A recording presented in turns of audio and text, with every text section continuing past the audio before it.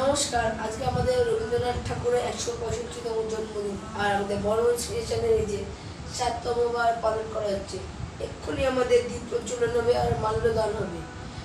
বন্ধুগণ, আজ রবীন্দ্রনাথ ঠাকুরের ১৬৫তম জন্মবার্ষিকী, সেটা আমি পালন করতে আমরা শুরু করে দিয়েছি। ইতিমধ্যে এখনও বাকি আছে, সবাই শুরু করেছি আমরা। তো সবচেয়ে প্রথম আমরা আমাদের দীপ প্রজ্বলন করবো, তারপরে আমরা আমাদের কবিগুরু রবীন্দ্রনাথ ঠাকুরের কণ্ঠে মলদান করব। এবং আমাদের এই কবিগুরু রবীন্দ্রনাথ ঠাকুর কিন্তু খুব বড় মাপের মানুষ ছিলেন। উনি আমাদের ভারতবর্ষের জাতীয় সঙ্গীত উনি রচনা করেছিলেন।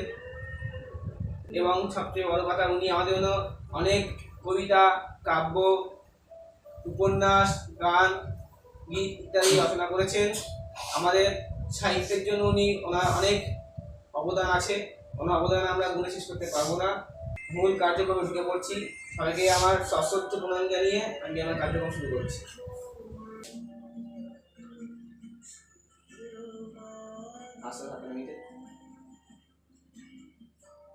আমাদের ইতিমধ্যে দীপ প্রজ্বলন হয়ে গেছে। আমাদের পরের অনুষ্ঠানের হচ্ছে মাল্যদান। আমরা মাল্যদান করবো আমাদের প্রথম বর্মন স্টেশনের ওনার প্রিয়াংশু বর্মন আমাদের প্রথম মাল্যদান করবে।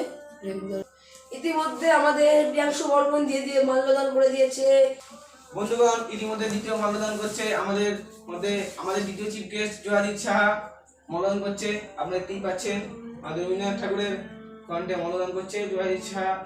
এবার আমাদের দ্বিতীয় চিফ গেস্ট জয়জিৎ নাথ মলদান করছে রবীন্দ্রনাথ ঠাকুরের কণ্ঠে। আপনারা দেখতেই পাচ্ছেন, আমাদের যারা লাইভ দেখছেন উনি মলদান করে দিলেন। আপনি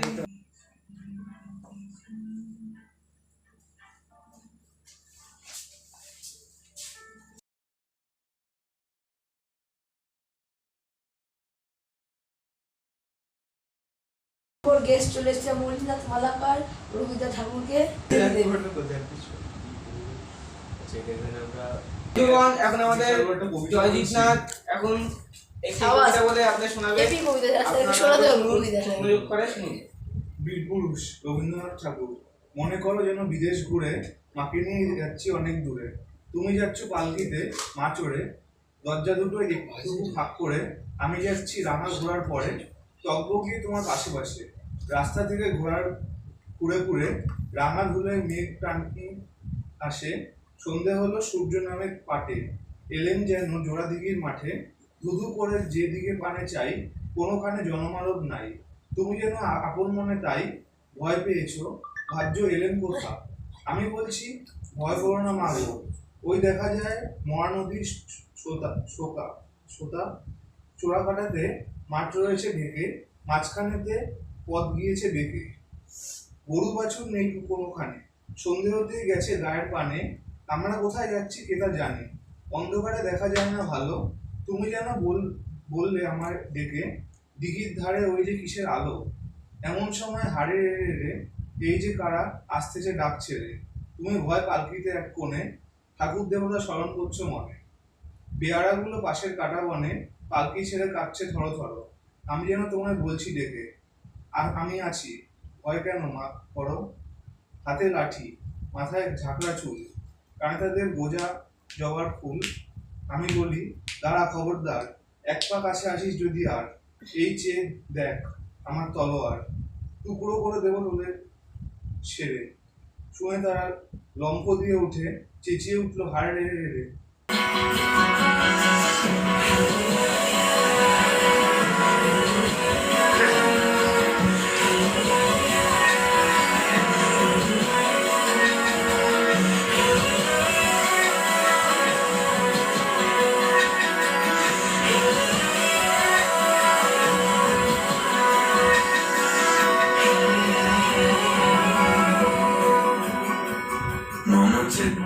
নীতি নৃত্যে কে যে নাচে, তাতা থই থই তাতা থই থই তাতা থই থই।